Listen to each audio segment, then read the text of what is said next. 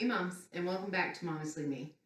In today's video, we are going to talk about our top 5 positive pieces of advice we'd like to give moms.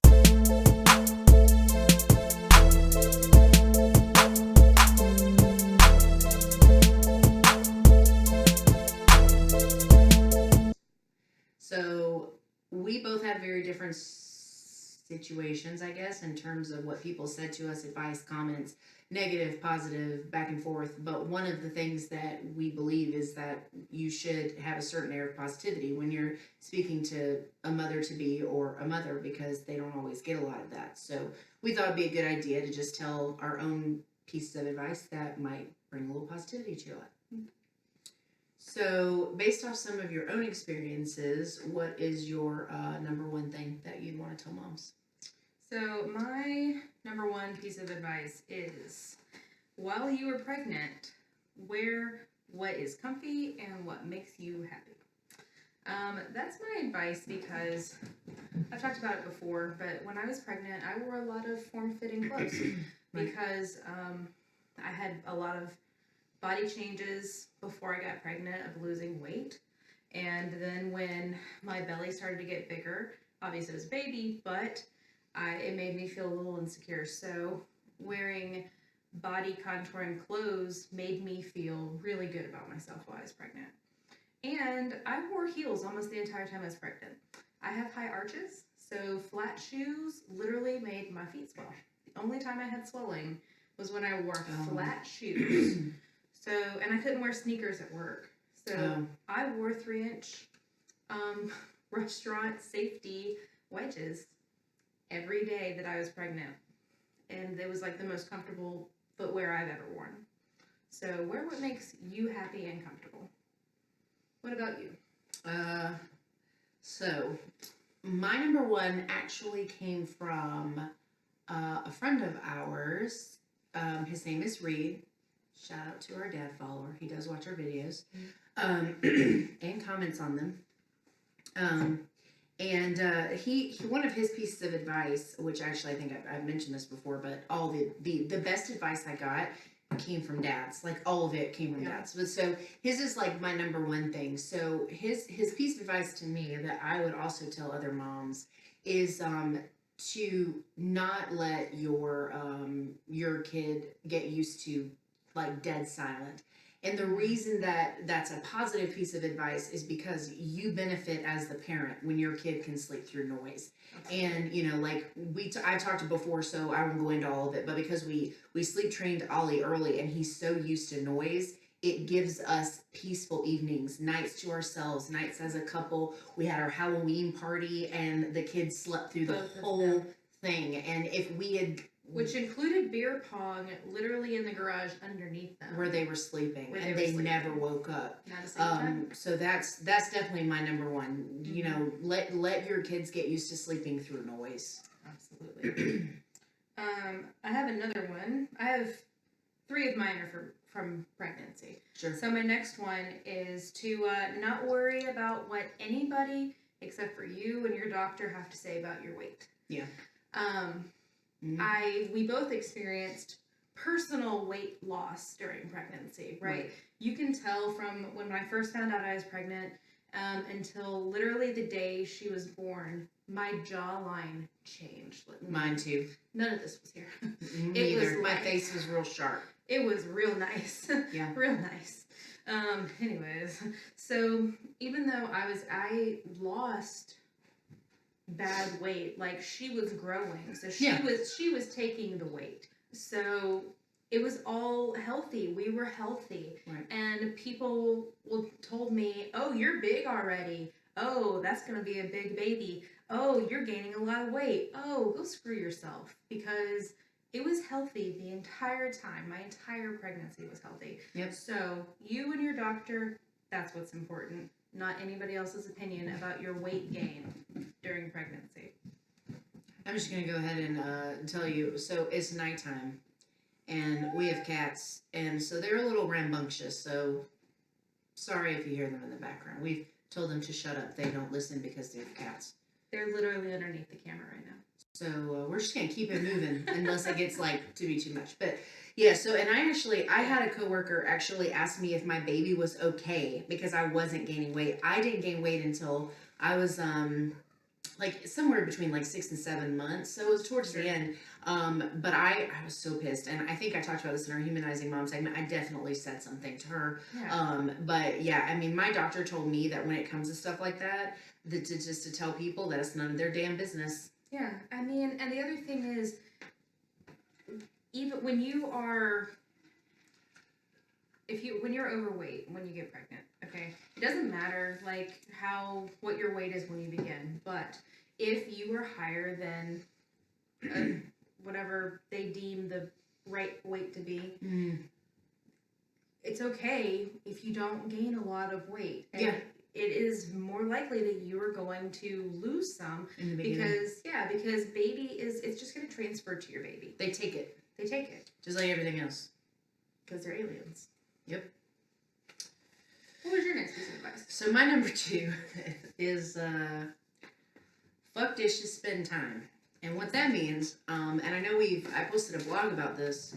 Sorry. Which doesn't have a lot of views, so you guys should go read it. I'll put a link in the description.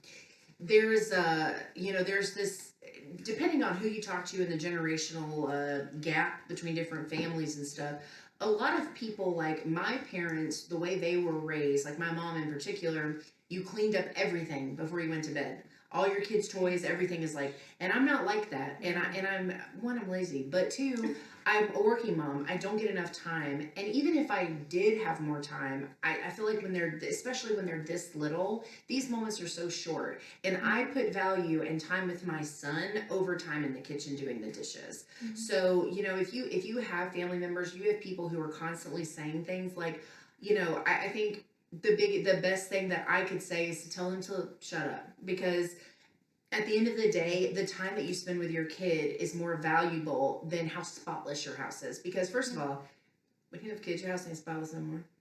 Not unless you got people working there for you. That's a whole other story. That'd be nice. But yeah, so that's my number 2, because I don't put value in clean dishes over time with my son. Yeah, and I mean, even staying at home with Aria, like you'll see in my day in the life when it comes out, like even though I'm home with her all day, there's time where she plays by herself because there's other things that I need to do.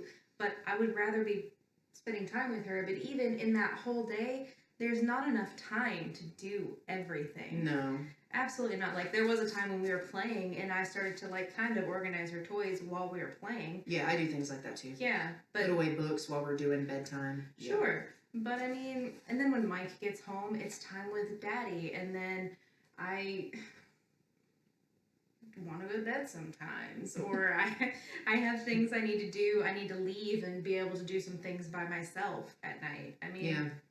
So, it's hard. I definitely value time with her, and especially at their ages right now, like 18 and 20 months, like they just tear everything up anyways, which is fine. They're learning, they're developing. It's all part of it.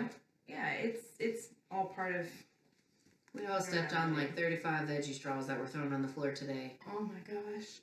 It is what it is. It's so relevant to the Thinking Momestly that I posted yesterday. Yesterday? I don't remember what yesterday's was. It's nothing like cleaning, like spending 2 hours cleaning up your living room. Empty Cheetos on the floor. For the record, that's a true story. That really happened. You know that picture on our Facebook where I showed the before and after of the Christmas cleanup? Right after that spotless picture, after I vacuumed everything, he just took a whole bag of Cheetos with it, whoop, and dumped it all on the floor. They don't buy the snack size bag either. No, our kid eats a lot. There's no way. No. We're screwed when he becomes a teenager. Which brings me to the point of knowing when to stand up for yourself. Yep. With your doctors. Perfect segue. Absolutely. That was not planned. I mean, you should know when to stand up for yourself. Yeah. With other people, with like just people in your everyday life anyways. Mm-hmm. But especially with your doctors and your care team. We did hypnobirthing. That was our preferred method, which we didn't end up getting to use, but we did in a way. It helped me a lot to prepare mentally for my C-section, actually. Yeah. Excuse me, because that's part of the class is you want to, of course, feel like you're going to have, go through the natural part, but it's also okay to have medical stuff if you need it. But one of the midwives at my practice, because we saw midwives the whole time until we saw my doctor at the end, and we saw a doctor at the beginning, but midwives the whole time. So one of the midwives, it was probably, I don't know, week 35 or something like that, and I told her that I didn't want to be induced. So we would either go naturally or I wanted to have a C-section. And she looked at me like I was freaking crazy. And I don't remember exactly what she said, but something to the point of, you would rather have a C-section than be induced? And I said, yes. My body doesn't process synthetic hormones very well. I mean, even taking the medication that I took to get pregnant, like, it still did some things to me. Yeah. So my birth control, I can't take normal birth control.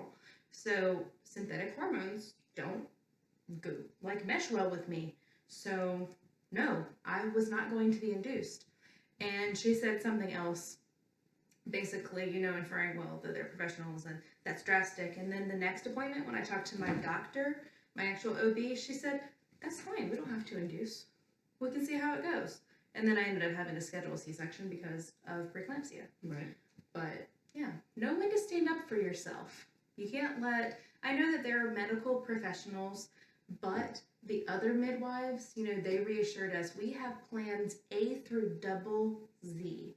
And we want to respect your wishes, but also have a healthy baby. Yeah. And Pitocin may not have been the result, like, it may not have, we won't know because I'm never going to do it. But that may have ended up in an emergency C-section, which was the concern. And my doctor, my actual OB, agreed with the concern. So, know when to stand up for yourself. Oh. My third one is routines / control what you can. So I read a little piece in our Humanizing Mom segment, that Dawn had told me in terms of, you get to control so little when it comes to having kids through your pregnancy, when you have kids, there's just so many things that you absolutely don't have control over. So it's okay to make sure that there are some things that you do have control over. So I know, for example, like, our bedtime routine is very set in stone, and it has been since Oliver was 3.5 months old. Mm-hmm. And for months when he was that little, I caught shit all the time from family members and people I knew at work about the fact that, I needed to be flexible. Actually, studies show that children who have certain types of strict routines, not everything, because not everything works for the same kid, or is going to work the same for all the kids, that they actually function better having those routines in play. So and Oliver's old enough now, he knows our routine. We're at a point where I say, okay, Ollie, get your cup and let's go to your room for bedtime. And he picks up his cup and he picks up his elephant if she's not in his room. And then he goes to his room and he waits for me. And we get dressed and we do story time and we play together. And it's the same with his bath time and his, well, God, I guess that's it, because he's kind of a terror. But one thing that I can't control is how he does with eating. So he's so sporadic about eating, and he's really more of a grazer. So it's a frustrating piece, but I can't control it. So wherever in your time with your child in your life that you have the ability to control a piece of it and have a routine, do it. Yes. Because it will at least make you feel like I'm not left at night wondering oh my God, when is Oliver going to go to bed? And I know at 7 o'clock that baby is going in that crib and I'm not to see him until the morning, which means that I get time to do anything else that I need to do. And it's a peace of mind. Yeah. So taking advantage of the things that you can set a routine for and have control over,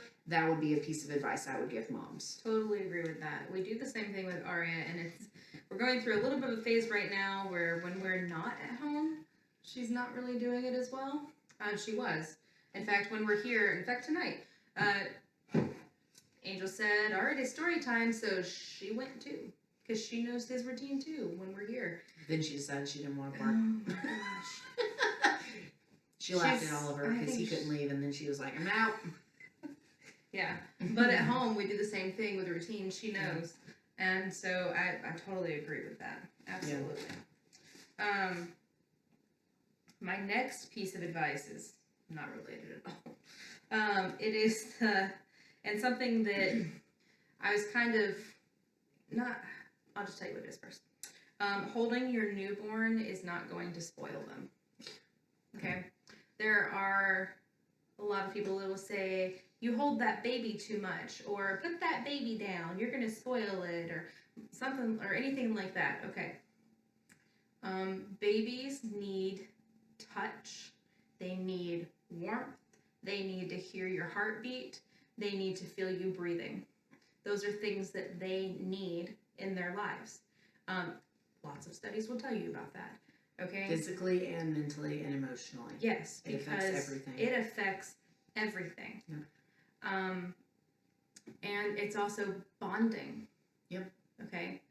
The only time that I am not okay with holding the baby is when you're sitting up and you fall asleep. I'm not, like, I have fallen asleep with my baby before, like maybe laying in the bed or laying on the couch before she could roll or anything like that. Yeah. And Mike was in the room. But sitting up in a chair like this, I know that when I fall asleep, my arms go down. Yeah. So I would never sit up like this and hold the baby and fall asleep. That's the only time that I personally, and that's not to say that, don't do it, like, do what is right and comfortable for you. You know your body and your abilities more than anybody else. So, but for me, I just didn't do that, and I didn't want other people to sleep sitting up holding the baby. But holding her throughout the day, like, do it. Because it is good for both of you, especially new moms. Even, it could be your 5th baby. Hold the baby if you have the chance to. Yeah, really. Hold the baby, because it also helps your healing. There's so many things that go on chemically and emotionally holding your new baby that it's important. Well, even men's testosterone levels drop when they have babies close to them. It just affects everything. Absolutely, and I'm just saying, it is really cute seeing a fuzzy man holding a newborn, pretty little baby on their fuzzy chest. I don't like body hair. All right. My number 4 is to find an outlet. So I've seen both things. I've seen things like, mommy needs a glass of wine, and I've seen things that say mommy needs more than a glass of wine. And I think they're both true. I think that, I shared something, I think, on our Facebook, I can't remember, the last couple of days, but it was, essentially it said that when you become a mom, not to get lost in being a mother. Find yourself in being a mother. And I think that's it's a pretty good statement, because that's how I felt in the beginning. I felt overwhelmed with just being a mom, and having things that you do for yourself. It really just does a lot of good. And it's not always easy to do. We've already had multiple conversations about this where people have had to try really hard to find it. Like, sometimes you have to play teams, and dad has to run the show for a little bit so that mommy can get a break and do other things, because that's what we all need. And then actually that's for dads too. That would go either way, because being a parent consumes so much of your life.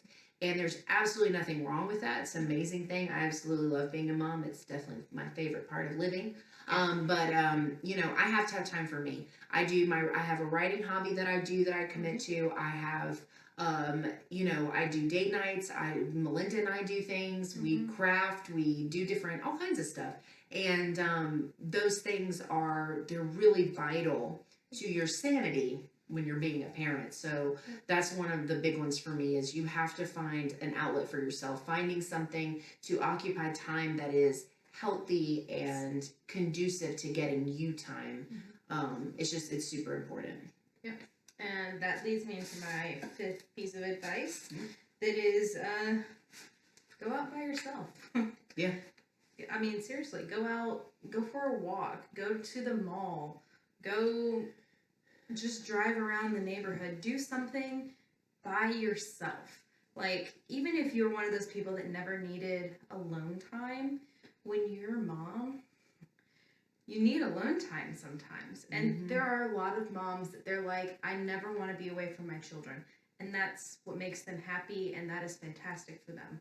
I need alone time sometimes. Yeah. Well, especially, I mean, I'm home with her all day, and Mike and I were just talking about this the other day, actually, that she doesn't understand that I've been home with her all week. Right. And that the weekend is daddy time. Go spend time with daddy.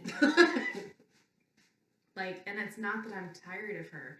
On the weekends, I want her to be able to spend the days with Mike and for them to play and then to have hours and hours of uninterrupted time together, because during the week, they only get a couple of hours before she goes to bed. Yeah. So, but she doesn't understand. And she loves to be around me, which I also really love that. It is one of the most rewarding parts, But sometimes I just need to go outside or just be alone. There's nothing wrong with alone time and leaving the house. Just going out, getting away, even if it's just for 20 minutes. Yeah. There's something mentally refreshing about just, even if it's just 20 minutes of being alone, of breathing, doing something that is just for you. Yeah, I agree with that. Mm-hmm. I actually was one of those people, I didn't like being alone. I never liked being alone. Right. And then I learned to respect it and appreciate it. Took time, but I got there. Yeah. So my last one is, which I think is kind of all-encompassing for everything we've talked about, which is just be true to yourself. You're going to hear, whether you're pregnant now, you plan on getting pregnant, or you've got 30 kids, doesn't matter. People will always try to tell you what you should and shouldn't do with your family. And I think that, I don't believe it comes from a negative place. I don't think people say these things to be malicious. Some probably do. But I think overall people try to be helpful and they try to help. And it turns into this thing where you're just like, I really would just rather you shut up. So I think that's a really important one. It's like, your family and your child and you better than anybody on the outside will ever understand. And how many times are you going to hear or have you heard, oh, well, he was, his dad was like this and like this. Okay, but he's his own kid. I heard that so much about Rick. Well, Rick was like this and Rick was, and I really hope he doesn't sleep like Rick. Guess what? He doesn't, because he's his own person. And he's in a different environment with different types of parenting, and it just happened to work out that he is a great sleeper. So all those things people spend all of that time and aggression and energy trying to convince you to do or how things are going to be, they're not even right most of the time. So when you're in doubt about what to do, follow your instincts, follow your gut, and do what you think is best for your family, because at the end of the day, you know what's best. Yeah. So that's my last one. Yep, I totally agree with that. Yeah. I mean, there's definitely been different situations, and people are like, oh, well, you should do this, and blah, blah, blah. It never stops. You hear that until they're 30. And I've tried. Sometimes, people have given some suggestions, and I'm like, I'll try that. Maybe, yeah. It didn't work, or it made it worse, so I just, I'm like, oh, thanks. Well, and I think there's also a difference between, for example, I was told when I was pregnant I needed to stop eating salt because I was going to get preeclampsia. That person didn't know what they were talking about. That's not important. I think there's a difference in those types of things, whereas when I've said things, to Dawn about certain things that Ollie does, she comes from a very, very nurturing place. She's genuinely trying to help, and she's helped a lot. But Oliver wants to take his diaper off every 5 minutes, and we're working on the potty. He's just not quite there yet. And I don't think he's 100% ready. But so I was really frustrated because I didn't know what to do. And so she began to suggest, and you suggested, ways to prevent him from being able to take his diaper off. I think that's a very different situation. Yes. What I more mean is just these people who are just without any reason to ever say anything ever to you, they just all of a sudden have all these opinions on how to mother your kid. There's a really great BuzzFeed video, actually, of when you're pregnant. And it's a real life couple who have children. And they're walking down the street, and she has her pregnant belly. Oh. And everybody's like, are you pregnant? And she's like, I am. Yeah, and it says, well, let me tell you this. That's true, though. It's true. As soon as people find out. Yeah. But, I mean, you know, you just have to know when to take it, when to leave it, when to just smile and move on. You know? I never smiled and moved on. I said something every time somebody ever said anything to me. That's just who I am, though. Wow. A lot of them thought it was because I was pregnant. So when I came back after the baby and I was the same, they was surprised. It's like, no, that's I'm just like this. Who I am. Yeah, I had somebody tell me something, I don't remember what it was, but something didn't work out like it was supposed to at work, and they were like, it's okay if you forgot. It's, you know, pregnancy brain happens. And I was so offended by that because I take my work ethic very seriously that I told them not to ever fucking say that to me again. Yeah. I'm pretty sure I said it just like that. I said, don't ever insinuate that I can't do my job because I'm pregnant when I just told you what actually happened. I feel very strongly about that. But, yeah. But, anyway, that's our advice. Yep. Whether it was positive spins on negative situations that we encountered or just things that we feel strongly about in motherhood. Yep. That's our advice for you to take, to not take, to share with somebody you think needs it. Get it tattooed on your arm. Absolutely. Do what you want to do. No regrets. No regrets. There was no leaving that out with a tattoo bit. I'm sorry. No. And, you know, we hope that you enjoyed this video. Yeah. And if you did, you know, definitely like it. Do a thumbs up for us. Subscribe. Hit the bell icon so you get a notification within minutes of us posting, which is twice weekly still. Yeah, follow us on social media. We post some pretty cool things. I don't know if they're cool or not. They're pretty great, though. We like them. We like them. Like our Cheetos in the middle of the living room every day. Instagram, Facebook, Twitter, @Momestly. And, yeah, let us know if you want to see more videos like this, or if you have ideas of things you would like to see us do. Yeah. Comment below. Let us know. And, we'll see you next time, I guess. Yeah. Bye.